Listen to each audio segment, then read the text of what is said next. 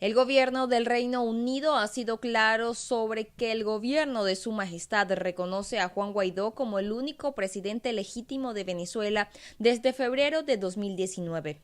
Un vocero de la Cancillería británica aclaró que el gobierno del Reino Unido tiene el derecho de decidir a quién reconoce como jefe legítimo de un Estado extranjero y que esta postura establece que Guaidó es el único individuo que puede actuar en nombre de Venezuela como jefe de Estado. La diplomacia británica sostiene que Venezuela necesita una transición pacífica a la democracia a través de elecciones libres y justas, tanto legislativas como presidenciales. Venezuela es el primer país de la región y el tercero en el mundo con mayor riesgo para hacer negocios. Así lo estipula el índice Doing Business del Banco Mundial. El país, que fue hace algunos años una potencia petrolera, hoy se ubica en el puesto 188 de 190 de economías analizadas, solo por encima de Eritrea y Somalia. De acuerdo con expertos, luego de una contracción de 8% en Latinoamérica debido a la pandemia, las economías de la región comienzan a ver un respiro y la mayoría presenta un crecimiento estipulado que sobrepasa las expectativas para este año, según la CEPAL, menos la economía venezolana. Para dar su veredicto, el Banco Mundial analizó algunas variables como facilidades para emprender, conseguir un local, tener acceso a préstamos y créditos, poder lidiar con las operaciones diarias de compra y venta y la posibilidad de trabajar en un ambiente seguro social y financieramente. El Centro de Documentación y Análisis Social de la Federación Venezolana de Maestros informó que durante el mes de junio la canasta básica tenía un precio de $299,46, mientras que el sueldo mínimo es de $2,25. La canasta tuvo una variación de 8,8%, por lo que el venezolano necesitaba de 4,4 salarios diarios para poder pagarla. Las frutas y hortalizas subieron de 48,97 a $53,99, lo que corresponde a un alza de 13,9%, mientras que el rubro del azúcar y la sal aumentó 13,4%.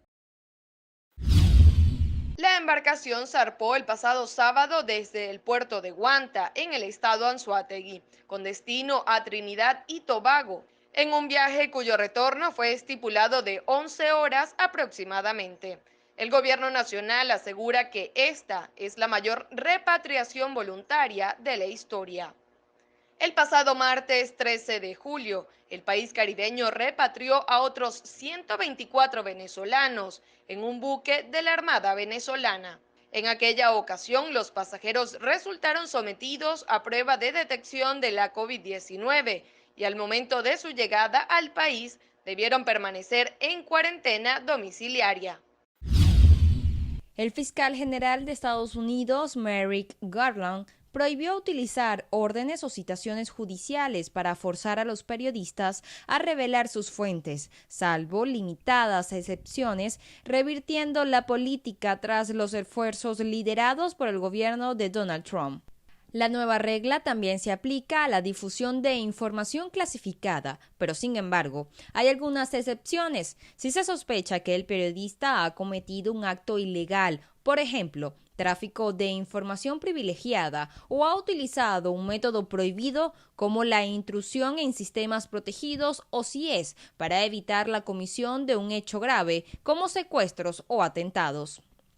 Para asegurar que la medida perdure en el tiempo, Garland también solicitó a sus servicios que revisen todas las normas relacionadas con los periodistas con el fin de promover la aprobación de una ley en el Congreso.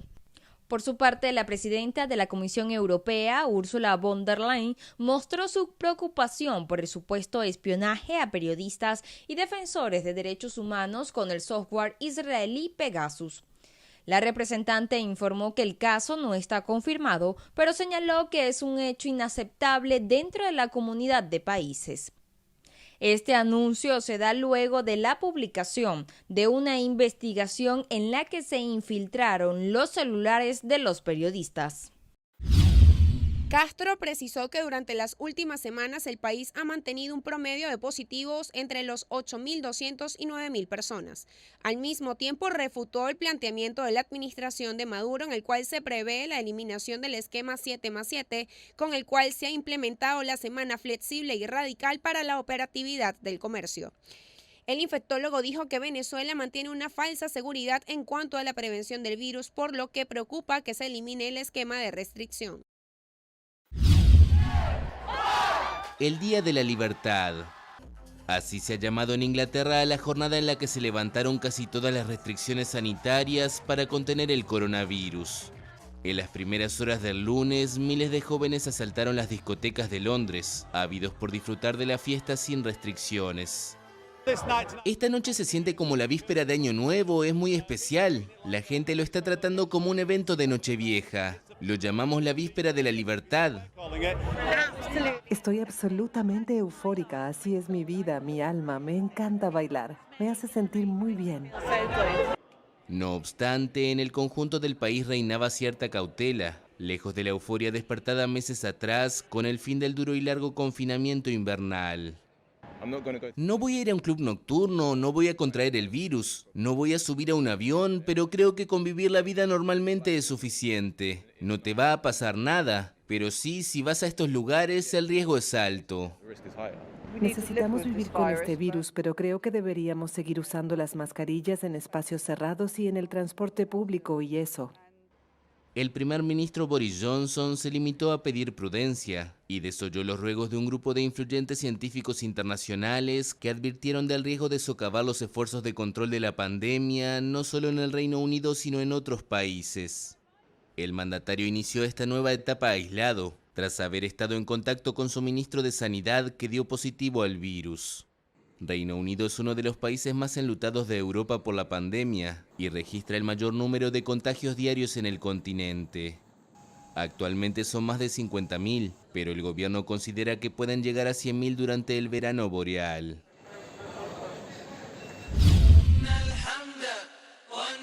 Momento cumbre de la gran peregrinación anual a la Meca. Los fieles musulmanes ascendieron el lunes al monte Arafat de Arabia Saudita. Pero por las restricciones sanitarias, solo 60.000 personas, ciudadanos y residentes en el reino, fueron autorizadas a participar. En comparación con el número de personas que la realizaron con el profeta, que era más que esto, eran unos 100.000, siento que soy parte de un grupo privilegiado que pudo llegar a este lugar y realizar la peregrinación.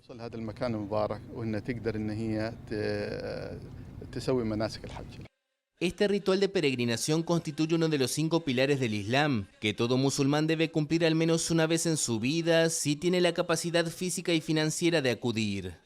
Organizar el Hajj, que ha llegado a reunir 2,5 millones de personas, es un asunto de prestigio para el gobierno saudí, cuya custodia de los sitios más sagrados del Islam es su principal fuente de legitimidad política.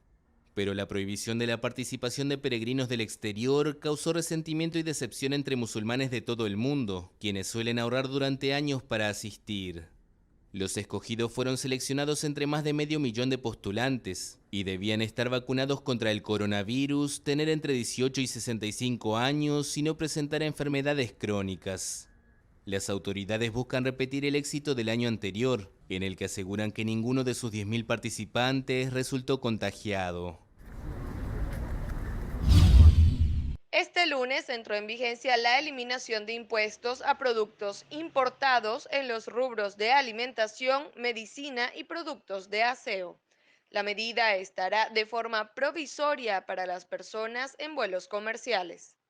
Los viajeros podrán llevar a la isla hasta 10 kilogramos de medicamentos libres de impuestos hasta el 31 de diciembre de este año. Por su parte, Human Rights Watch advirtió de un posible aumento en los casos de refugiados, en los que cubanos podrían lanzarse al mar para buscar un mejor futuro en otros países, huyendo así de la crisis que vive su país. Bill Frelick, director de la División de Derechos de Refugiados y Migrantes de Human Rights Watch, informó que la Guardia Costera interceptó a 49 cubanos en el año fiscal de 2020, pero han interceptado a 554 en lo que va de año fiscal de 2021, lo que representa un aumento de 10 veces. Estados Unidos, la Unión Europea y la Gran Bretaña, en declaraciones simultáneas, han culpado a China por el hackeo masivo llevado a cabo en marzo contra los servicios de mensajería Exchange del grupo Microsoft. El secretario de Estado estadounidense Antony Blinken aseguró que China tiene un comportamiento irresponsable, disruptivo y desestabilizador en el ciberespacio que representa una gran amenaza para la economía y la seguridad del país. Según Estados Unidos, la OTAN, Japón, Canadá, Australia y Nueva Zelanda se suman a esta condena que, sin embargo, no va acompañada de anuncios de sanciones o represalias. Sin embargo, la OTAN emitió una declaración en la que sostuvo que tomó nota de las declaraciones estadounidenses y británicas sobre China y les expresó su solidaridad. Hasta el momento se han contabilizado 165 muertos en Alemania y otros 29 en Europa Occidental, como Países Bajos y Bélgica. El portavoz del gobierno alemán explicó que la experiencia que se ha tenido durante la catástrofe muestra que se deben tomar mejores medidas y de forma más rápida. Ante la cantidad de destrozos, el gobierno ha sido criticado por la población. Entre los principales señalados está Protección Civil alemana, acusada de no haber avisado lo suficientemente rápido a la población residente en zonas inundables ante la gravedad de las crecidas. Su presidente defendió en la radio pública que se debe volver a utilizar las viejas sirenas para no dejarlo todo en manos de herramientas digitales, ya que las crecidas provocaron cortes de electricidad masivos y la caída de antenas de telecomunicación, lo que impidió que la gente recibiera las alertas. Las obras de restauración de una antigua plaza de Lima revelaron una sorpresa para los arqueólogos: los restos de una capilla del siglo XVII de la Orden de los Dominicos. Lo que hemos encontrado es los restos de la portería y de la capilla de la portería de un antiguo convento recoleto dominico que se edificó en 1606 y que se demolió finalmente en 1935 para abrir el pasaje Villarán, que es el lugar en el que nos encontramos actualmente.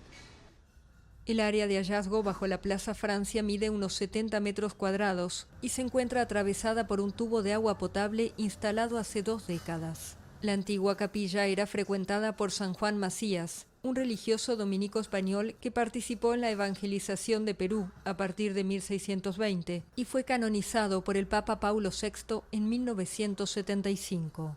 A través de un libro de 1680 que se llama Tesoro Verdadero de las Indias, que esta capilla tenía un piso de azulejos con ladrillos y estaba cubierta con azulejos. Y eso es lo que hemos encontrado, ¿no? Sabemos también por este documento que en la capilla descansaron los restos de San Juan Macías, que fue portero durante 20 años de este convento. El hallazgo de construcciones o de objetos precolombinos o coloniales es frecuente en Perú. Por eso, para evitar daños en el patrimonio, los municipios del país y las empresas de servicios públicos que hacen excavaciones cuentan con arqueólogos en sus equipos.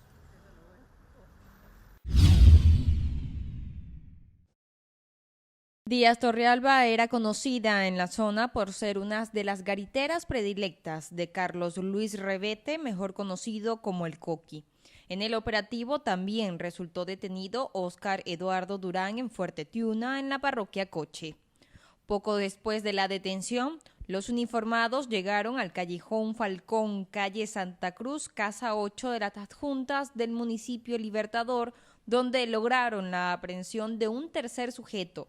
Este último fue identificado como Yender Edwin Díaz Rodríguez, también miembro de la banda.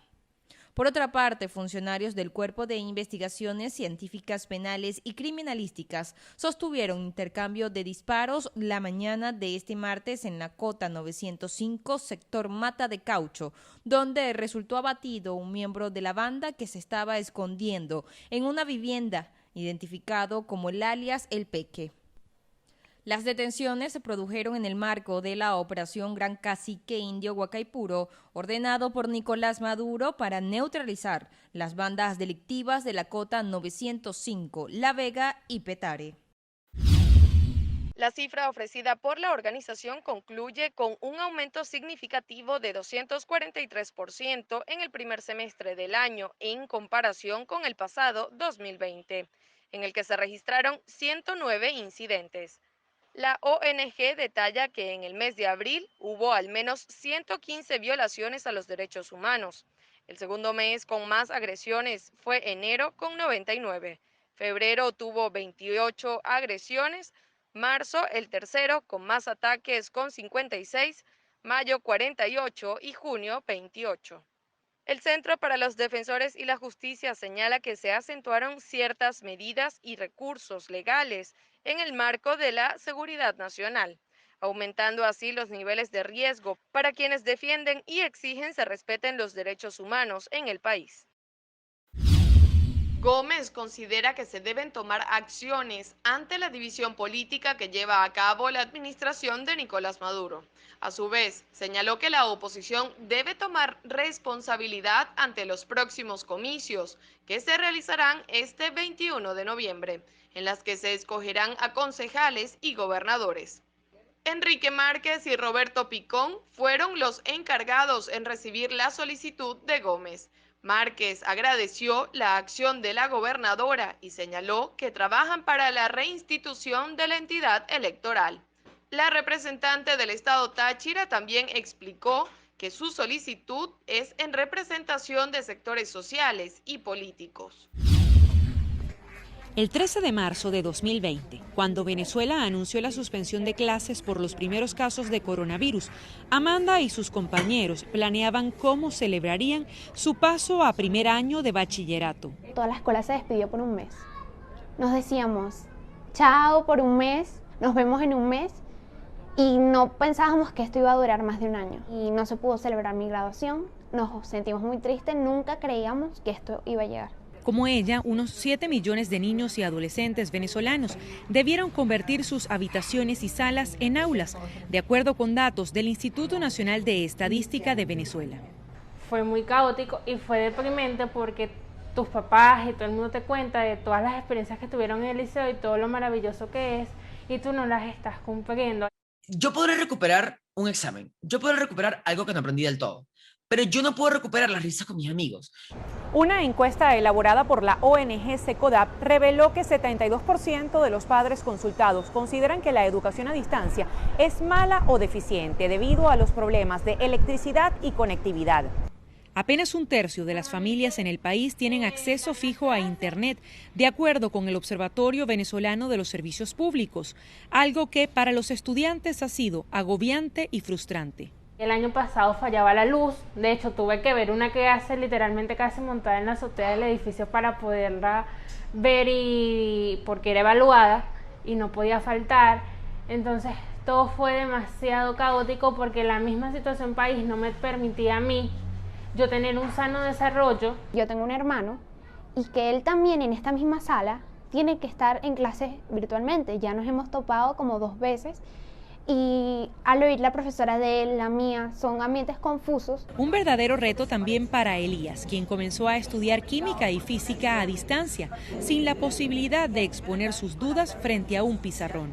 Si antes en una semana, en clases presenciales, me mandaban, no lo sé, a resolver 100 ejercicios de matemática y hacer, no sé, un trabajo de geografía, historia y ciudadanía, de sociales, ahora me pueden mandar 3 infografías, 2 videos y cosas que son muy complicadas porque además estoy a merced de que se me vaya la luz. El gobierno planea retomar las actividades presenciales en octubre, una vez el personal docente esté vacunado, una posibilidad que espera con ilusión Anabela.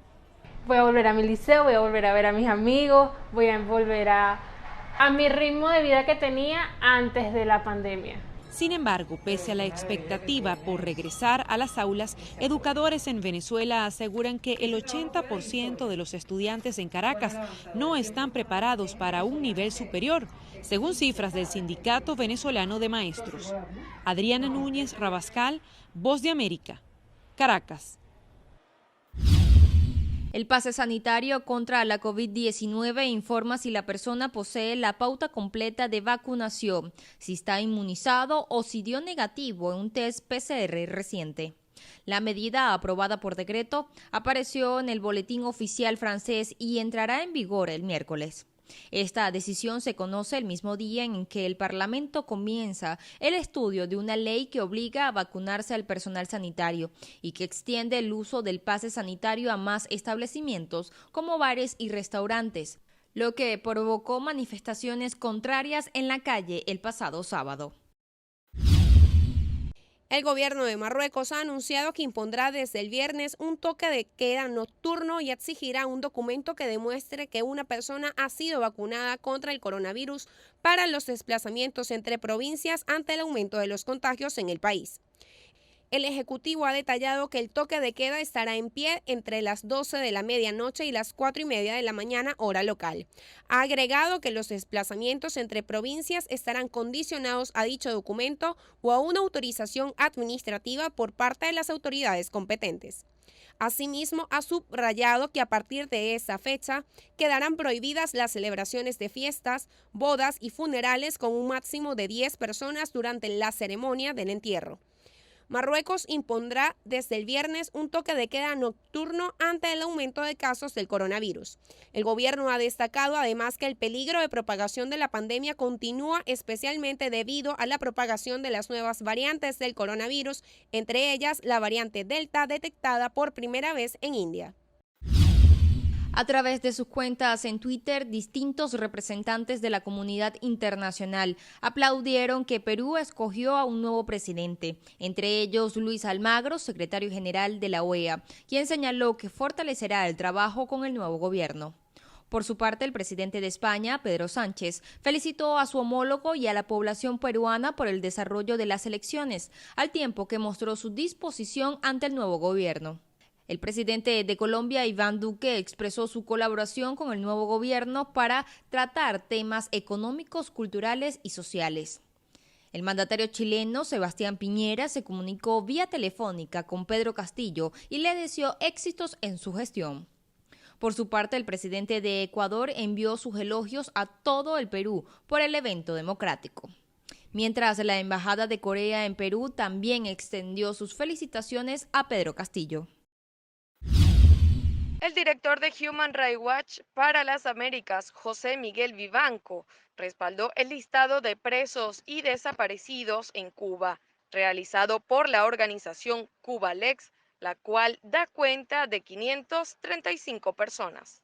Vivanco explicó que algunos de los detenidos ya han sido liberados, pero aún se mantiene una lista de personas de las que se desconoce su paradero. Por su parte, la Sociedad Interamericana de Prensa solicitó a la Comisión Interamericana de Derechos Humanos a que ofrezca medidas cautelares para 3 periodistas cubanos que se mantienen detenidos desde la semana pasada y están incomunicados. El presidente de la SIP, Jorge Canauti, señaló que la situación de Cuba necesita medidas urgentes por parte de la comunidad internacional. A su vez, la youtuber Dina Star, que fue detenida y liberada por el régimen cubano, aseguró que la población dio un cambio en el que no retrocederán. Mira, yo cada vez que me preguntan esto respondo exactamente lo mismo. Yo no sé exactamente lo que va a pasar. Claro.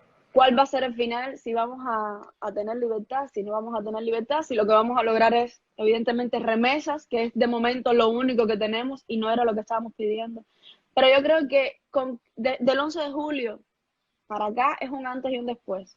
Y Cuba se ha despertado. Y eso nunca había pasado. Yo creo que eso es un avance increíble.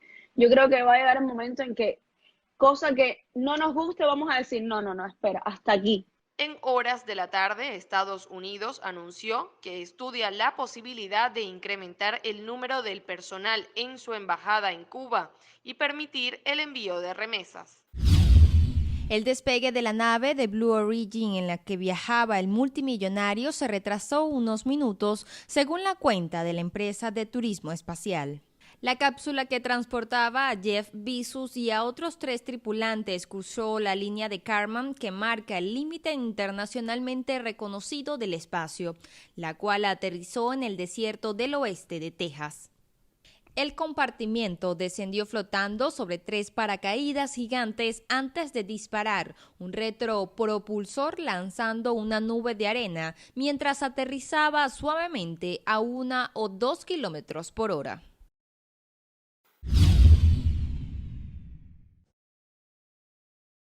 Que para volver a clase no solamente hay que tener medidas de bioseguridad en las instalaciones, vacunas, sino que también un salario digno.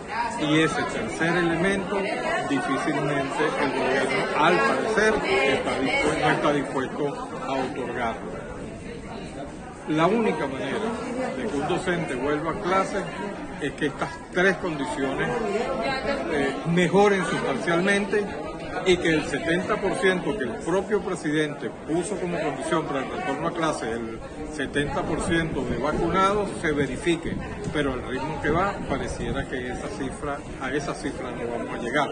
Apenas hay 2 millones, de acuerdo a la cifra del gobierno, dándolas por cierto, apenas hay 2.300.000 vacunados con 2 dosis. A ese ritmo, eso es un 4% a 2 meses y medio del comienzo de las clases. Llegar al 70%, que es la condición que el propio presidente colocó, va a ser imposible cumplir. Por su parte, Antonio Ecarri, presidente de la Fundación Arturo Uslar Pietri y candidato a la alcaldía de Libertador, manifestó su rechazo a la posible derogación del esquema 7+7 implementado por la administración de Nicolás Maduro. Entonces, una tamaña irresponsabilidad del gobierno, lo que se está tramando alrededor de un vergonzoso show o ensayo de reiniciar las clases en Venezuela cuando no hay un plan de reparación y mantenimiento de la escuela venezolana, no hay un plan de vacunación, no hay un plan de acompañamiento a los docentes, no hay un plan de defensa, de ayuda al salario del deprimido docente venezolano, y más bien lo que hay es un proceso de expulsión de los docentes en todo el territorio nacional por las bajas condiciones salariales y las precarias condiciones de ambiente de trabajo que existen para los docentes. Hoy, lamentablemente, la educación en Venezuela, le bajaron la Santa María, está completamente liquidada, y para poderla reiniciar se necesita una inversión y un buen plan integral de desarrollo que pueda rescatar la infraestructura, construir nuevas escuelas y generar un nuevo plan salarial para los docentes, que es la única manera de que podamos tener docentes para las aulas escolares. La Alianza de Todos por la Educación se une en exigencia para la reivindicación de derechos y mejoras integrales para el gremio. Profesores manifestaron en las puertas del Ministerio de Educación para rechazar un aumento de salario que no fue consultado con las bases del gremio. Griselda Sánchez, dirigente gremial del Sindicato de Maestros, explicó que el nuevo acuerdo no toma en consideración las exigencias que han realizado los educadores durante 2 años. Nosotros estamos rechazando esta política criminal que pretenden las 9 federaciones y Piñate que nosotros nos aguantemos. Nosotros no vamos a tolerar esto, nosotros vamos a denunciar y vamos a ir a las instancias correspondientes porque además es ilegal, es inconstitucional todo lo que están haciendo porque no cumple con lo que está establecido en nuestra Carta Magna y porque además, más allá de lo jurídico y de lo del legal, la realidad es que con esto ningún docente va a poder regresar en el mes de octubre a su actividad. Sánchez puntualizó que con el aumento de sueldo no se alcanzan los $15 mensuales, por lo que es probable que exista una ola de renuncias masivas en el sector. Cusano aseguró que el sector plantea un entendimiento y no descarta sentarse con la administración de Maduro para avanzar en soluciones. El presidente saliente de Fedecámaras enfatizó que tienen que diseñarse marcos regulatorios que permitan mejorar el desarrollo de las actividades económicas. Destacó que las declaraciones ofrecidas por Delcy Rodríguez son una pequeña rendija para hablar de otros temas de mayores dimensiones.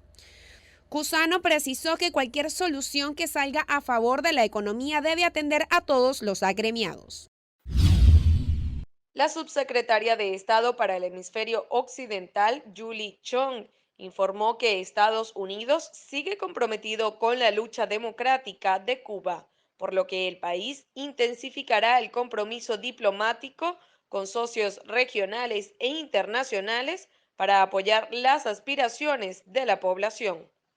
Chong informó que los funcionarios que provocaron la represión en la isla deben rendir cuentas. También señaló que Estados Unidos se encargará de enviar remesas al país y le hará seguimiento a través de las autoridades de su embajada para comprobar que el dinero llegue directamente a las manos de la población.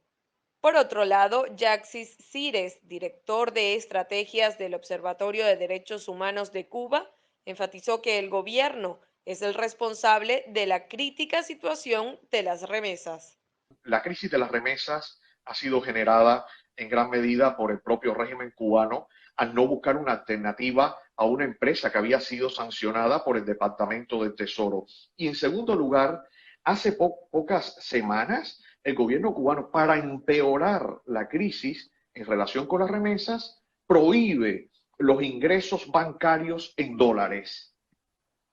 Por tanto, estamos en una situación en la que Estados Unidos puede ayudar. El exilio seguirá ayudando como siempre, pero la responsabilidad principal está del lado del régimen cubano, que tiene que aceptar dos cosas como mínimo. Una, sacar a Finsimes, la empresa de los militares, del negocio de las remesas.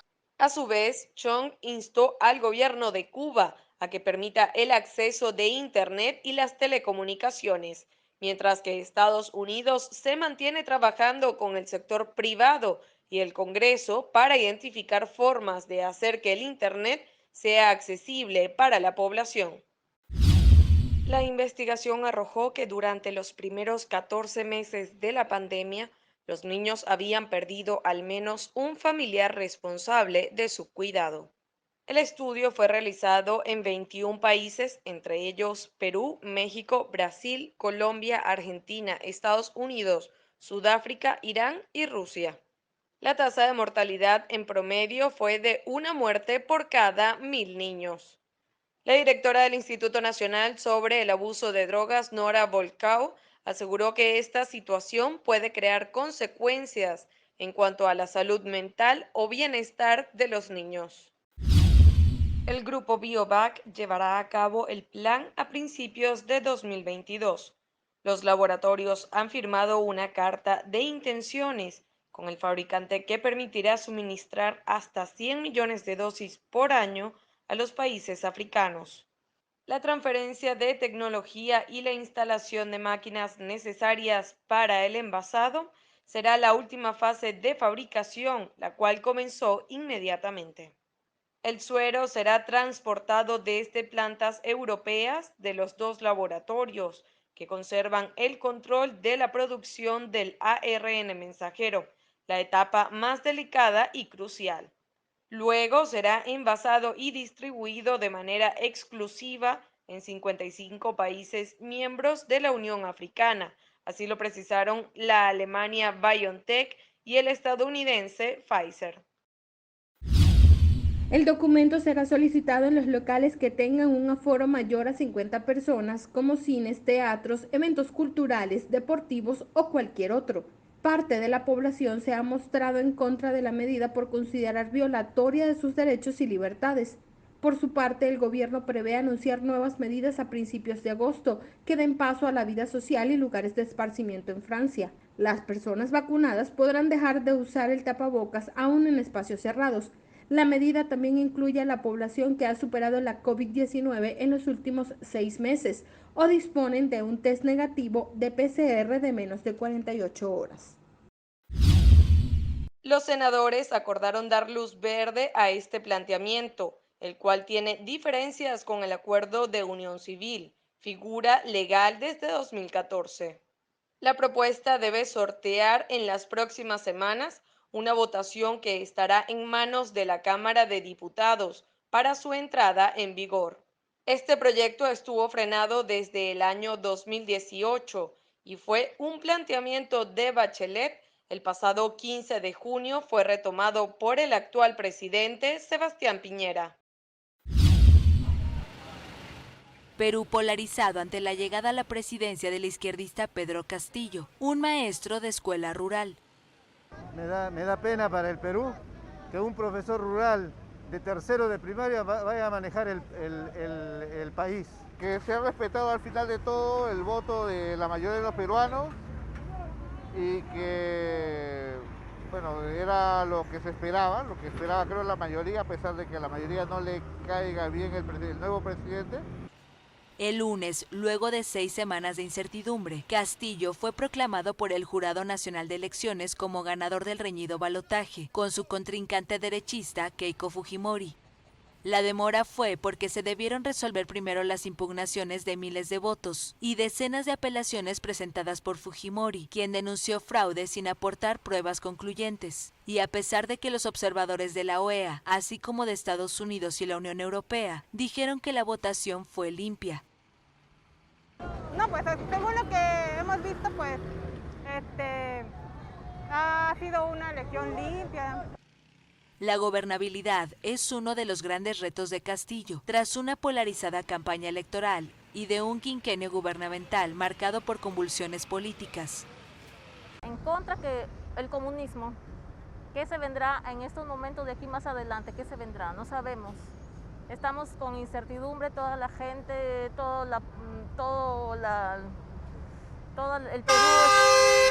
el Perú estamos en incertidumbre. ¿Qué va a pasar? ¿Qué se nos va a venir más adelante? No tiene experiencia ese señor, no sabemos. Bueno, el presidente Pedro Castillo, esperemos pues que haga un buen trabajo, un buen gobierno y esperamos lo mejor de él, a pesar de que la ciudadanía fue lo que eso ha decidido, ¿no? Castillo, de 51 años, dejó entrever el martes que su gobierno lo conformarán figuras provenientes de diversas tiendas políticas. El Consejo de Ministros alemán aprobó en principio la cantidad de 200 millones de euros para recuperar las zonas afectadas del país, pero luego el monto será duplicado. A su vez, se desarrollará un programa para restaurar la infraestructura dañada por las aguas. El ministro de Finanzas, Olaf Scholz, explicó que la ayuda se debe ofrecer de forma inmediata y sin burocracia a las personas que lo han perdido todo. Por su parte, la Federación Alemana de Seguros informó que las inundaciones en Alemania costarán hasta 5.000 millones de euros a las compañías de seguros. Al menos 25 personas han muerto en China, varios en el tren subterráneo de la ciudad de Zhengzhou, según un balance divulgado a raíz de las inundaciones. Cerca de 2.000 personas fueron evacuadas de la ciudad, que está situada a 700 kilómetros al sur de Pekín. Imágenes difundidas en las redes sociales mostraban a los pasajeros del metro con el agua hasta el cuello, en un vagón del tren y aferrados a las asas. El ejército fue llamado para reforzar las labores de socorro en la capital de la populosa provincia de Henan, que ha recibido en 3 días el equivalente a un año de lluvia. La ciudad registró una serie de tormentas raras y violentas, provocando una acumulación de agua en el metro, según explicaron las autoridades de la ciudad, en la cual han decretado alerta roja. ¿Qué tal? Gracias por el contacto informativo. Les cuento que el ministro de la Defensa, Diego Molano, indicó que gracias a un trabajo conjunto entre la Fiscalía General de la Nación y la Policía Nacional se logró establecer que los responsables del atentado en contra del helicóptero presidencial y también de la explosión en la Brigada 30 en Cúcuta son responsabilidades de las disidencias de la FARC, específicamente del Frente 33. Desde Venezuela se planearon los atentados contra la Brigada 30 y también contra el presidente Iván Duque, allá en Cúcuta, en norte de Santander. El operativo presentado el día de hoy resultó en 10 capturas, 3 de las cuales operaron directamente el atentado contra el presidente Iván Duque y también contra la Brigada 30, con la afectación a nuestros soldados. Molano indicó cuáles son las personas capturadas frente a estos 2 casos. Se encuentran Joaquín Medina, alias Joaquín, Andrés Medina, alias El Capi, hijo y padre, y también Ciro Gutiérrez, alias Ciro. Se logró establecer que alias El Capi, un capitán retirado del Ejército Nacional, diseñó y ofreció el plan criminal contra el presidente y también contra la Brigada 30. Se lo ofreció a las disidencias de las FARC, el Frente 33, cuyo cabecilla, alias John Mechas, opera desde Venezuela. El director general de la Policía Nacional entregó detalles de cómo se desarrollaron los hechos que se planificaron desde Venezuela. Con la operación Esparta, inteligencia que se viene realizando contra el Frente 33 de las FARC, que delinque en Venezuela, se pudo establecer que las órdenes directamente realizadas desde campamentos en Venezuela se dio y se coordinó toda la actividad de transporte del material explosivo, los dineros y la realización de la información criminal para la colocación exacta del carro bomba dentro de las instalaciones de la Brigada 30. Se pudo establecer cómo fueron las reuniones, en dónde se realizaron, quién dio las instrucciones, cómo fue conducido el vehículo y cómo se activó ese vehículo dentro de las instalaciones. El general Vargas aseguró que las investigaciones se desarrollaron con prontitud, por ello se logró dilucidar la conexión entre ambos hechos criminales. De igual manera se estableció, a través de pruebas pericialmente recolectadas con órdenes de policía judicial, técnicamente avaladas por un juez de la República, la conexión entre el atentado de la Brigada 30 con las mismas personas y algunos otros que venían desde la zona del Catatumbo para la realización del atentado contra el señor presidente. Se pudo establecer minuto a minuto cómo fue la entrada de las personas hacia las proximidades del aeropuerto en donde se realizó el atentado contra el helicóptero en que viajaba la comitiva presidencial. Con estos dos atentados ya suman 3 los que durante el año 2021 han involucrado a miembros de la Fuerza Pública colombiana retirados. Me refiero también al asesinato del presidente de Haití. Por ello, el ministro de la Defensa fue enfático en asegurar que conductas como esta no definen a los miembros de la Fuerza Pública Nacional. Con esta información me despido. Yo soy José Arnaldo Mujica para BPI TV. En respuesta a las acusaciones desde Colombia a la administración de Nicolás Maduro, el canciller oficialista Jorge Arreaza aseguró que el país fronterizo solo trata de ocultar su propia crisis. Arreaza afirmó que Colombia está dominado por la violencia debido a los grupos armados y señaló que su economía está condicionada por el narcotráfico. También enfatizó que los cuerpos de seguridad asesinan a líderes sociales de su país. El Tribunal Supremo británico dijo este miércoles que fallará cuanto antes sobre el caso del acceso al oro de Venezuela depositado en Inglaterra, cuya autoridad es reclamada por ambos bandos políticos.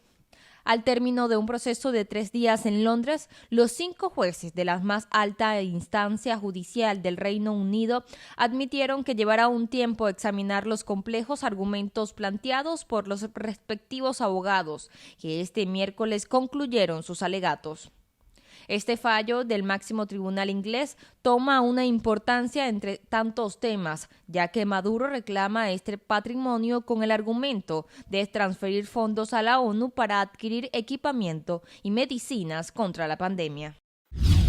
Estados Unidos impuso sanciones contra un alto militar y una unidad especial del Ministerio Interior de Cuba por haber cometido violaciones de derechos humanos durante la represión en las protestas. El general Álvaro López Miera y la Brigada de Tropas Especiales del Ministerio Interior de Cuba, llamado las Avispas Negras, entraron en la lista de la Ley Magnitsky, la cual ofrece potestad al presidente de Estados Unidos de sancionar a personas extranjeras que hayan incurrido en violaciones de derechos humanos. A través de un comunicado emitido por el Departamento del Tesoro, se les acusa de la represión durante las manifestaciones en contra del régimen cubano el pasado 11 de julio. Por su parte, el gobierno de Estados Unidos ya ha anunciado sus intenciones de enviar remesas a la población cubana y trabajar para restablecer las conexiones de Internet en la isla. Una muestra de arrogancia. Así calificó China el jueves la propuesta de la Organización Mundial de la Salud de auditar laboratorios chinos como parte de una investigación más amplia sobre el origen de la pandemia de coronavirus. Este plan sostiene la hipótesis de una violación por parte de China de los procedimientos de laboratorio que causó la filtración del virus como una de las prioridades de investigación. Desde este punto puedo sentir la falta de respeto por el sentido común y la arrogancia hacia la ciencia en este plan.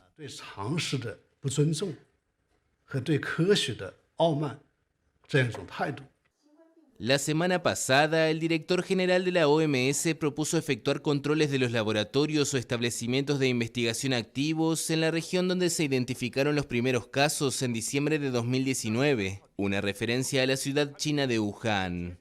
La teoría de un escape de un laboratorio chino fue impulsada por el expresidente estadounidense Donald Trump, pero descartada por los expertos durante mucho tiempo. Sin embargo, en las últimas semanas volvió a ser tomada en cuenta por la administración de Joe Biden. China combate enérgicamente la teoría de que el virus puede haberse originado en uno de sus laboratorios. En cambio, las autoridades y los medios de comunicación del gigante asiático señalan regularmente como fuente del coronavirus al laboratorio estadounidense de Fort Detrick. La OMS detalló que la ansiedad vinculada con la transmisión del virus, el impacto psicológico del confinamiento y del autoaislamiento, las consecuencias vinculadas al desempleo, las dificultades financieras y hasta la exclusión social afectan la salud mental de las personas. Para Margaritis Schinas, vicepresidente de la Comisión Europea, la pandemia de la COVID-19 ha exacerbado el enorme desafío de la salud mental y señaló que no hay excusas para retrasarse en este tema. Entre las recomendaciones de la OMS a los países europeos figura el fortalecimiento de los servicios de la salud mental en general, la mejora del acceso a la atención a través de la tecnología digital, el aumento de los servicios de apoyo psicológico en las escuelas, las universidades y en el lugar de trabajo. Y también para las personas que trabajan en la primera línea de la lucha contra la COVID-19. Dos motines carcelarios ocurridos el miércoles en Ecuador dejaron hasta el momento 21 muertos, según detalló la Fiscalía. La entidad informó que se realizó el levantamiento de 13 cadáveres tras los enfrentamientos registrados en el Centro de Rehabilitación Social de Cotopaxi, en el centro del país. Los cuerpos fueron trasladados al departamento forense de la vecina localidad de Ambato, en la provincia de Tungurahua, mientras continuaban los trabajos en la prisión. La Fiscalía agregó que los choques dentro de la penitenciaría del Litoral en la provincia de Guayas dejaron a 8 privados de libertad fallecidos, con los que suman 21 muertos en ambos motines. De la Nación, Guado de Pedro. El Documento Nacional de Identidad de Argentina sumó el miércoles la opción X para definir género. El presidente Alberto Fernández entregó los primeros 3 documentos bajo la nueva nomenclatura, resultado de un decreto presidencial que establece la posibilidad de incorporar esta opción con el objetivo de resguardar el derecho a la identidad de género, contemplado por la ley desde 2012. Y que hay otras identidades, aparte de la identidad de hombre o la identidad de mujer, y que deben ser respetadas, y que existieron siempre, solo que en otros tiempos se ocultaron. La nomenclatura X en el campo sexo comprenderá las siguientes aceptaciones: no binaria, interdeterminada, no especificada, indefinida, no informada, autopercibida, no consignada u otra acepción con la que pudiera identificarse la persona que no se sienta comprendida en el binomio masculino-femenino. La Federación Argentina LGBT celebró lo que definió como un avance histórico en materia de derechos, gracias al activismo de las organizaciones, aunque reconoció que la utilización de la X no es totalmente abarcativa en el reconocimiento en la amplia gama de identidades, pero lo consideran un paso importante en el cambio hacia la igualdad real de derechos. La nomenclatura X en el campo correspondiente al sexo figurará en el Documento Nacional de Identidad, DNI, y en el pasaporte. Con este cambio, Argentina se suma a otros países como Canadá, Australia y Nueva Zelanda.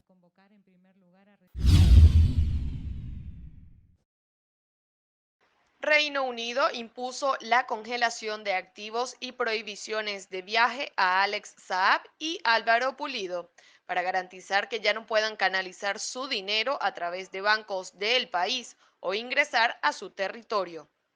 Ambos fueron castigados por explotar 2 de los programas públicos de Venezuela que se establecieron para ofrecer alimentos a la población y vivienda asequibles. Reino Unido aseguró que se beneficiaron de contratos adjudicados incorrectamente, en los que los bienes prometidos se entregaban a sobreprecios. Tras el anuncio, el canciller oficialista Jorge Arreaza emitió un comunicado en donde catalogaron las sanciones como unilaterales, mientras que aseguró que la medida se debe a acciones de persecución influenciadas por Estados Unidos. Arreaza señaló de inmoral al gobierno británico por sancionar a Saab debido a casos de corrupción en su contra, al tiempo que aseguró que denunciarán ante la comunidad internacional las medidas en contra del empresario colombiano. Por su parte, la decisión de Reino Unido fue aplaudida por el Departamento del Tesoro de Estados Unidos, que en un comunicado señaló que mantendrán su compromiso al combatir la corrupción. El exalcalde de Caracas, Antonio Ledesma, repudió que las negociaciones entre el oficialismo y la oposición se realicen en México, cuyo presidente es miembro del Foro de Sao Paulo. Además, México es el lugar en donde operan las empresas exportadoras de alimento, propiedad de Alex Saab. Las declaraciones de Ledesma se dieron luego de que Maduro anunciara que Jorge Rodríguez y Héctor Rodríguez le han comunicado a la delegación opositora y a los mediadores de Noruega que están listos para negociar. Este sería el 16º encuentro entre la oposición y la administración de Nicolás Maduro, sobre las cuales Juan Guaidó no se ha pronunciado hasta el momento.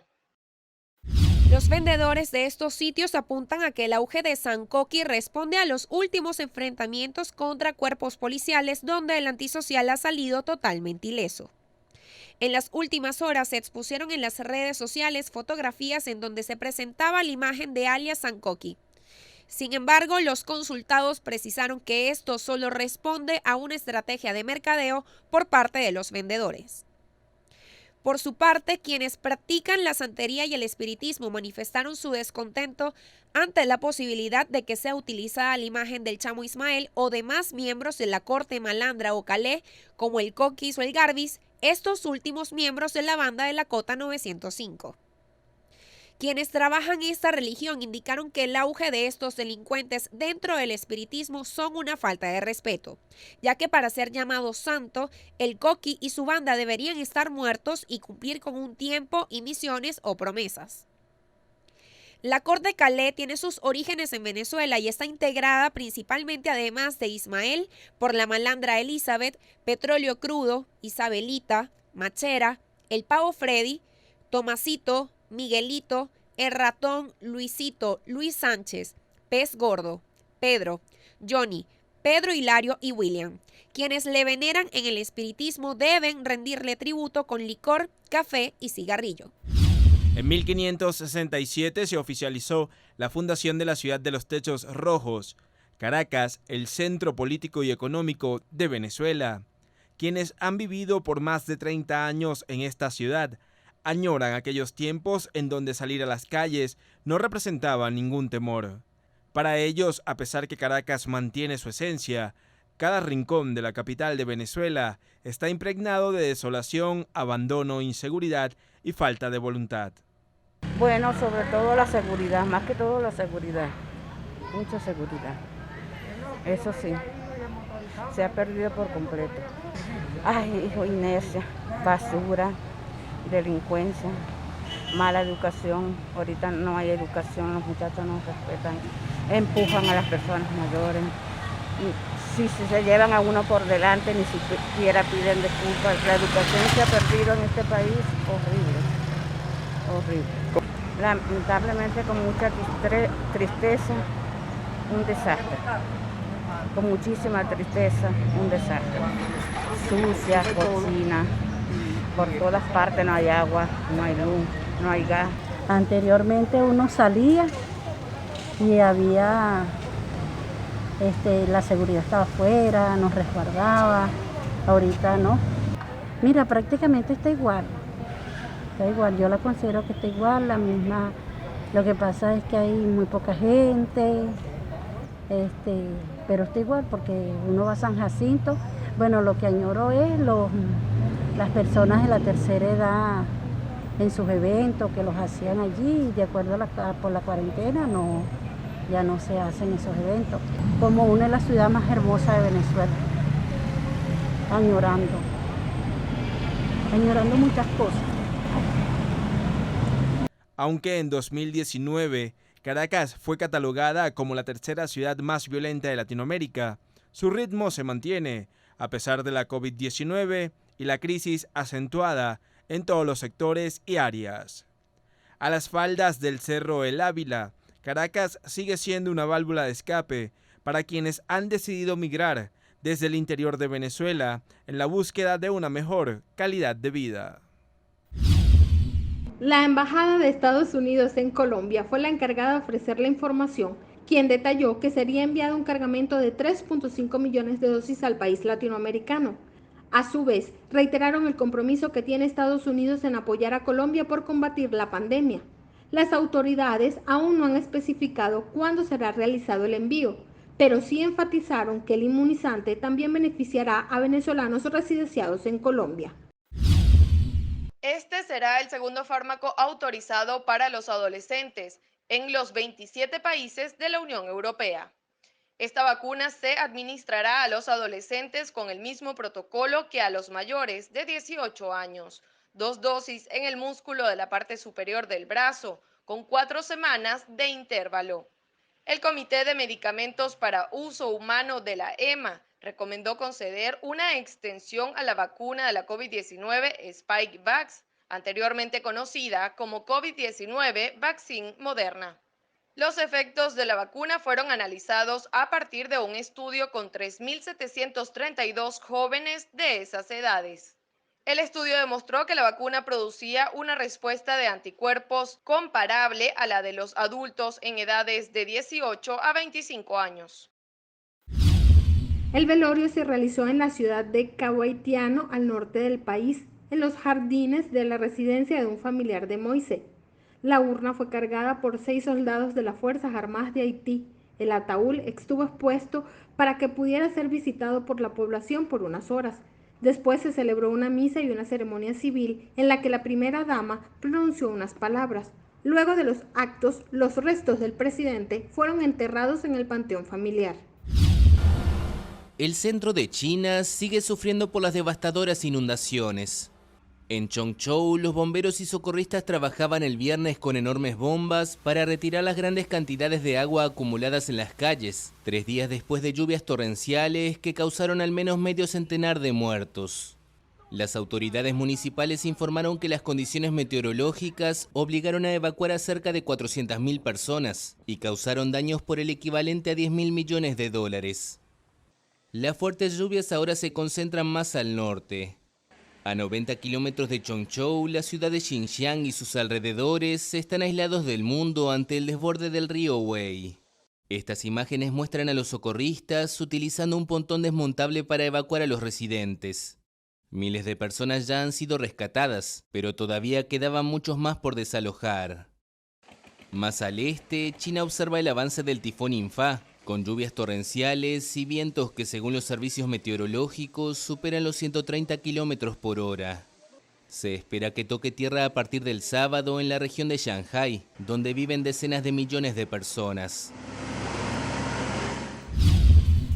La ceremonia de inauguración de los Juegos Olímpicos se realizó este viernes 23 de julio en la ciudad de Tokio, evento que estuvo representado en la unidad y el honor de los atletas y las personas con rasgos característicos de la cultura japonesa. El evento además se hizo sin público para resguardar la burbuja sanitaria implantada en la capital nipona, que contó con un gran espectáculo que presentó los avances del Japón feudal, presentado en la Unión de Aros Olímpicos hechos de madera, la cual construyeron a base de unos árboles plantados por los atletas en Tokio 64. El desfile se mantuvo con un claro distanciamiento social. En el caso de la delegación venezolana, la más pequeña en los últimos 20 años, con apenas 43 atletas, estuvo liderada por los abanderados Antonio Díaz y Karen León.